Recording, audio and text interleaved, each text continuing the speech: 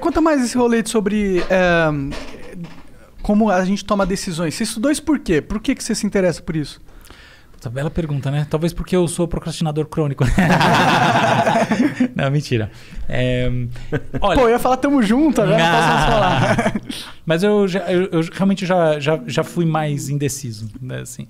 Agora, não, eu vou te dizer, assim, eu tenho uma relação com o conhecimento, assim, muito pessoal, sabe? Assim, muito afetivo. Um negócio que eu sempre valorizei na minha vida. Valorizei não como, putz, a minha carreira. Não. Assim, com tesão. Com vida. Vontade e tal. Então, no meu mestrado, o meu mestrado foi em psiquiatria, sobre esquizofrenia, tá? E fundamentalmente sobre o discurso esquizofrênico. O que é discurso? Discurso não é o cara subir no palco e falar. É sobre a fala. Assim, o que me preocupava, o assunto que eu achava fascinante na época não era nem esquizofrenia em si, era a arte do paciente psiquiátrico, sobretudo do paciente psicótico.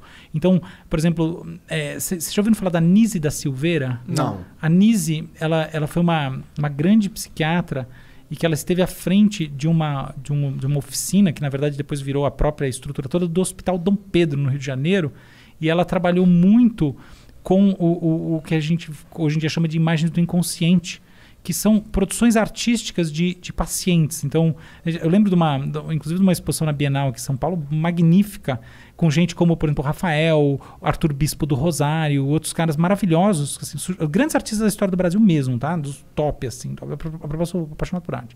Então, é um negócio, assim, fudido, assim, maravilhoso, tá? E essa arte, era chamada de arte bruta.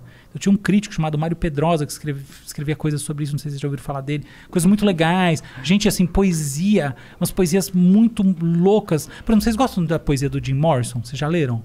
Sabe quem é Jim Morrison? Sei. Então, Jim Morrison tem coisas muito interessantes. Ele fez letras, então... Tá. Jim Morrison do The Jim Doors. Morrison é o vocalista do The Doors. Isso. Entendi. Entendeu? Então, aquela coisa toda dos lagartos, do deserto, das mitologias que tem muito a ver com o México, que vem do peiote, dele toma mescalina, etc. E tal.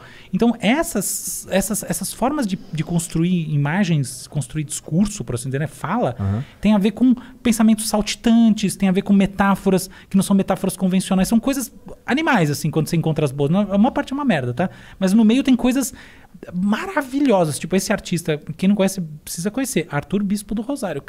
O cara fazia, inclusive, muitas peças em roupa, assim, absurdas, coisas brutalmente maravilhosas. E ele era esquizofrênico, só pra entender, ele era esquizofrênico. Eu não sei exatamente o diagnóstico clínico, tá? Mas certamente entendi. Ele estava no espectro esquizofrênico. Se ele era esquizofrênico diretamente, se ele era um bipolar grave com alguma coisa tinha lá. Ele era o famoso paciente louco, tá? Louco de um manicômio, de uma época que os remédios eram uma merda e os tratamentos piores que os remédios.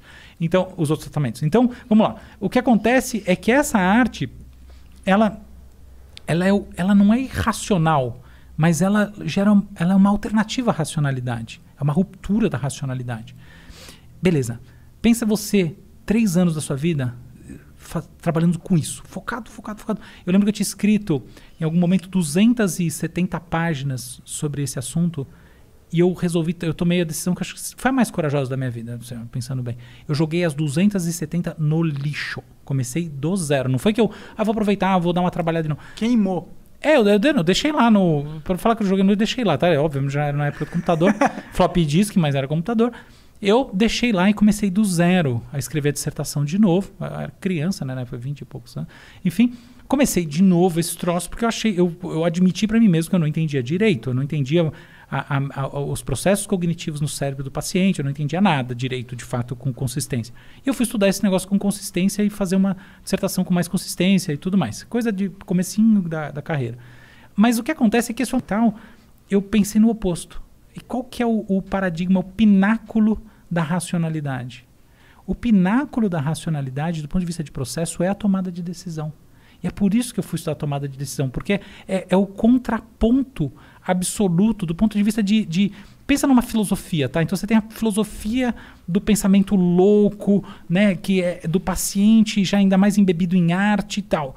O oposto total é a tomada de decisão racional, calculada do ponto de vista do valor de cada uma das opções, em áreas do cérebro que tem totalmente a ver com a representação imagética das situações, da implementação do valor das coisas que estão ali dentro dessas paisagens mentais e tudo mais. Então eu migrei para esse ponto que é da racionalidade extrema, porque nesse parque de diversões, nada poderia ser mais divertido do que dominar as duas pontas e fazer a ponte entre elas.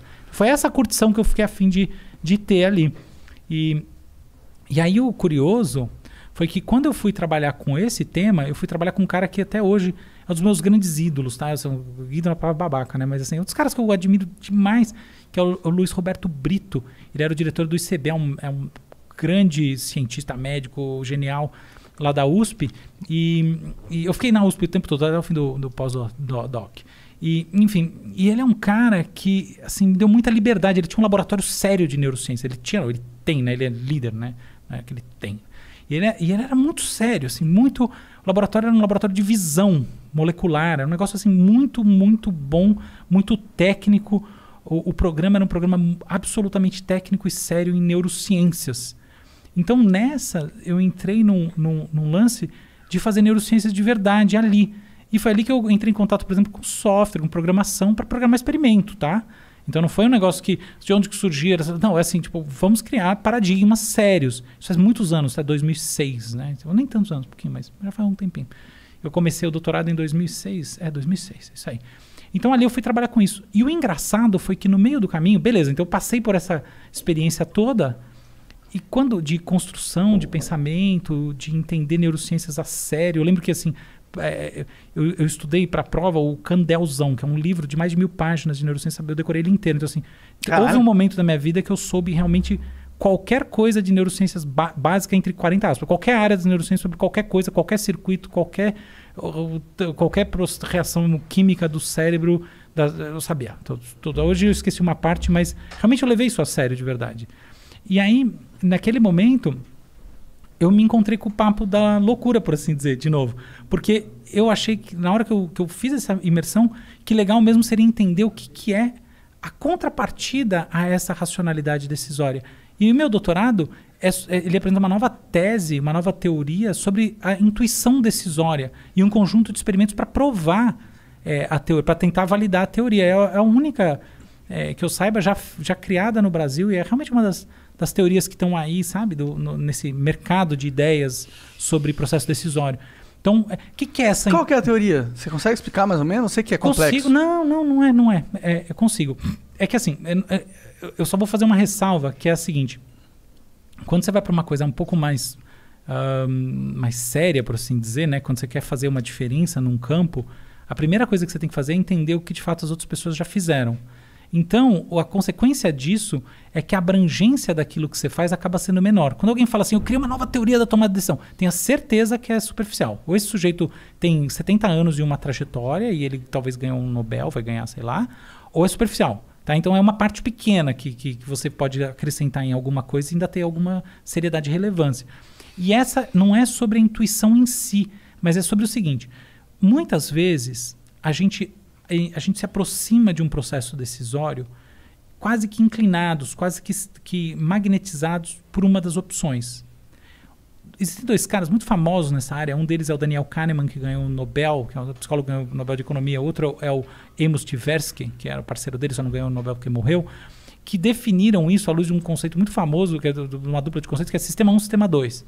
Então você tem um primeiro processo de filtragem das opções, tá bom? Assim, isso aqui não interessa, tipo, vai jogar xadrez, vai jogar qualquer coisa, dama. Tem um monte de movimentos que você poderia fazer que você elimina do seu campo de considerações de maneira instantânea, porque é tão ruim, os movimentos seriam tão ruins que você já corta fora. Então esses não contam. Tá Mas bom? Eles são ruins perante a que lógica? Uma lógica racional? Exatamente. A gente fala assim que a utilidade esperada, o retorno esperado do movimento é uma merda, tá? Então você não vai jogar essa... Tem 4, 5 jogadas... Como é que um grão-mestre faz para jogar xadrez? Se ele for considerar todas as jogadas a cada momento, você tem mais movimentos num tabuleiro de xadrez do que átomos no planeta, tá? Sim. Então, se ele for considerar tudo isso, obviamente dá overload no cérebro, impossível, não vai jogar nunca. Sim. Então, assim, 99% dos movimentos são desconsiderados de início. Inconscientemente. Inconscientemente. Você, entendeu? Então você foca em alguns bons. Esse é o brilhantismo do cérebro humano, e quando alguém quiser discutir a racionalidade intrínseca e você quiser dar razão para a pessoa, pense nisso. De fato, tem um framework que você é inteligente e pronto, por natureza. Então, beleza. Aí você olhou para algumas coisas e você eliminou muitas outras. Essas que te atraem naturalmente, elas te atraem porque elas têm pistas, por assim dizer, que são de relevância intrínseca para você. Você já, Sistema 1, o que quer dizer você fazer uma decisão de sistema 1? É que você imediatamente vai naquilo que tem sentido para você. Tipo assim, tem essas 2 tacinhas. Pega aí uma aí pra você tomar. Você não sabe o que é. Tipo aquele do Indiana Jones, que o cara... Sabe aquela cena maravilhosa que ele escolhe qual que é o cálice? Aquilo é brilhante, né? E ele escolhe, obviamente, ele pensa um pouco, mas na hora do vamos ver, ele se deixa e pega o cálice mais humilde. E é brilhante demais aquilo, porque mostra, na verdade, o processo dele como pessoa. Ele escolhe aquilo porque ele entende, ele está conectado com uma coisa, porque ele é um arqueólogo sério. No filme parece que é super diversão idiota, mas é zero, tá? Eu acho as personagens Indiana Jones em geral absolutamente bem construídas, as melhores sequências e tudo. Mas enfim, tem uma coisa ali muito especial de escolha de sistema 1, porque não tem como você saber qual que é o cálice sagrado. E a mesma coisa, isso é sistema 1. É o cálice da perdição. É o cálice da perdição. Aí, o que acontece? Você tem um segundo processo que o Kahneman descreve, que é o sistema 2. Então, em geral, funciona assim. Entre todas essas coisas aqui da mesa, qual que você vai pegar que é o premiado? Você fala, não sei, eu vou ficar entre essas 3. E aí você pensa, aí você analisa, aí você olha. Isso é a entrada em campo do sistema 2. Essa é a estrutura. Então, o que é tomada de decisão no sentido clássico? É você meramente decidir com esse sistema 1. Imediatamente você tem um sentimento chamado sentimento de saber. Tá? Você sente que você sabe que é isso e ponto final. E sistema 2 é você entrar numa fase analítica, de escolher através desse processo analítico. Só que, qual que é o grande problema dessa maneira de ver as coisas? Que frequentemente a gente pensa e fala, qual dessas 3 aqui é a premiada? E você chega à indecidibilidade. Por isso que eu brinquei com você lá atrás. Eu entrei no campo da tomada de decisão como procrastinador crônico, porque tem um fundinho de verdade. Que é o seguinte, eu não compro essa ideia de que é verdade que você vai lá, analisa e chega à decisão. Mentira. Ou melhor, falso. Muitas vezes você pensa e você termina na indecidibilidade. Por quê? Porque a decisão é sob incerteza, não é sob risco. Risco por exemplo, uma chance é o acaso de maneira conhecida. Então 30% e tal, 20%, 40%. Eu vou em 20% de chance de erro, porque é menor o erro, é decisão racional, escolher esse copo aqui. Mas, quando é incerteza, eu não consigo dizer qual que é o risco, eu tenho que chutar. Eu tenho que ter alguma coisa. O que acontece? Muitas vezes, a gente termina na indecidibilidade a partir da racionalidade. Só que, às vezes, a gente está nisso, e aí a gente para, e de repente a gente tem um feeling, e a gente escolhe. Então, é um sistema 3. E o que eu fiz nesse campo foi trazer o sistema 3 e a descrição de como ele funciona. Por que existe uma intuição pós-analítica que leva a gente a escolher de maneira muito mais baseada no feeling do que na racionalidade, mas ela só surge quando a gente se esforçou para decidir racionalmente e não chegou lá. E a resposta para isso é a seguinte: pensa no termômetro, tá? O termômetro tem a temperatura, você está entre 36 e 37. Na verdade, tem eu posso fazer infinitas divisões entre 36 e 37. Então, essa lógica da coisa contínua, que eu não posso precisar onde ela está, é chamada lógica fuzzy, tá? Então, eu tenho assim o termômetrozinho. O que acontece é que as palavras e as imagens mentais são tudo ou nada, né? Ou você tem isso ou você não tem aquilo. Ou esse é o certo ou aquele é o certo. Ou blá, blá, blá. Tipo, você vai escolher que profissão, ou você vai escolher qual desses estúdios nós vamos alugar para botar o flow. Entendeu? Aí chega uma hora que você não consegue, do ponto de vista racional, dizer qual que é a sua escolha. Dá 33% de todas as escolhas. Você está lá, exatamente, você está meio empatado do ponto de vista das visões. Você fala, esse aqui tem isso, esse outro tem isso, puta, sei lá. Só que enquanto você está quebrando a cabeça tentando, o que acontece é que as emoções, ou na verdade não emoções, o sentimento funciona como uma lógica fuzzy, um termômetro. Então o que acontece, o truque da intuição do sistema 3 é que num determinado momento você desiste de tentar mentalizar o objeto e decidir a partir dele. E quando você faz isso, há um truque cognitivo que acontece dentro de você, que você se volta para esse termômetrozinho do afeto que ficou fazendo uma medida paralela enquanto você tentava resolver a coisa de maneira racional e não conseguia, e aí a partir disso você tem essa inclinação e esse sentimento de saber. Entendeu? Então foi isso foi essa teoria nova que eu trouxe para o campo e aí as coisas que eu criei para tentar prová-la, assim, para embasar. O que você criou para tentar provar? Experimentos com tomada de decisão usando decisões que não... processo decisório que não tem opção certa. Entendi. Dá um exemplo. Pô, eu sei um exemplo. Inclusive, quando você estava explicando, eu falei, puta, quando eu tô no iFood, acontece isso. Eu não sei o que pedir, porque tudo é bom, tá ligado? Eu posso pedir o que eu quiser. Perfeito. Não, perfeito. É exatamente... E eu fico 1 hora olhando a porra do iFood ali com fome pra caralho. Não, de repente eu me canso, falo, qual que é merda mesmo? Tá bom, mas imagina a situação que você tá você é casado? Eu namoro. Tá, você tá com sua namorada e você realmente é um momento que você tá falando, não vou escolher qualquer merda, vou escolher um negócio legal. Sim, sim. Não acontece que de repente você tá pensando, daí você fala, puta, fodeu, sei lá. Aí de repente vem. Sim. Isso aqui. É desse processinho. Que raios acontece nessa hora? O que acontece nessa hora é que você para de mentalizar, de representar no seu cérebro os objetos em si que estão na tomada de decisão, que são os modelos mentais das opções, e você deixa que emerja em você as experiências afetivas que foram sendo acumuladas enquanto você quebrava a cabeça e tentava encontrar eles. Aí você fala, puta, eu já sei, eu vou nesse japonês aqui. Isso é muito interessante, cara, porque eu consigo fazer um paralelo com grandes ideias que surgiram. Tipo, muitos caras que falam, pô, eu tive essa ideia, eu nem tava pensando muito, eu tava jogando futebol. Falou tudo, e cara, do tem nada... tudo a ver com criatividade. E, tipo, normalmente são as melhores ideias. As melhores ideias surgem do nada, assim, surgem quando você não tá buscando elas. Mas aí você argumenta, surgem depois de você já ter passado um tempo buscando elas e não encontrando. Muito legal, Monark, exatamente isso. Entendi. Genial, cara. É isso mesmo. Exatamente. Caralho. É sobre esse processo. Primeira vez que alguém fala que o Monark é genial. Primeira vez mesmo. Vai ver que é mentira. Eu acho que é. Não, mas essa foi uma sacada muito legal. Sim. Foi uma sacada muito perspicaz. Eu tô tentando entender o que você tá falando. Acho que mais. Você trouxe um novo capítulo e é muito verdadeiro. Porque, em geral, a gente tá falando de decisão, mas isso que eu tô... Na verdade, eu já fui nessa sua linha no passado, que assim, não se aplica só a decisão, tá? Como é que depois a gente quebra... Por que é importante quebrar a cabeça? Não, assim, as pessoas falam pra mim, poxa, qual que é o valor da tomada de decisão intuitiva, né? Porque como eu produzi muita coisa em intuição, eu falava, o cara vai dizer que intuição é ótimo. Eu falei, é você dormir tranquilo, entendeu? Você achar que você escolheu bem, só que a intuição não vai te fazer escolher bem nada, entendeu? Não tem isso. A intuição é simplesmente um sentimento de saber que te dá uma calma, uma segurança de que sua escolha foi melhor. Não é isso que está em jogo. A questão é, quando você passa pelo processo todo e você se esforça e fica alguma coisa em você. E essa coisa, o conhecimento das coisas, a relação com os objetos, o viver o mundo, te traz experiências que essas sim podem ser intuitivas. Tem muito a ver, por exemplo, com música, né? Sabe, músico de jazz, toca.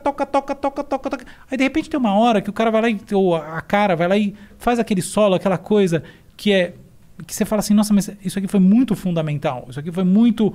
Essas as batidas. O Brasil tem muitos, por exemplo, bateristas que fazem... Você ouve aquela batida e fala, cara, é isso. Essa é a bateria.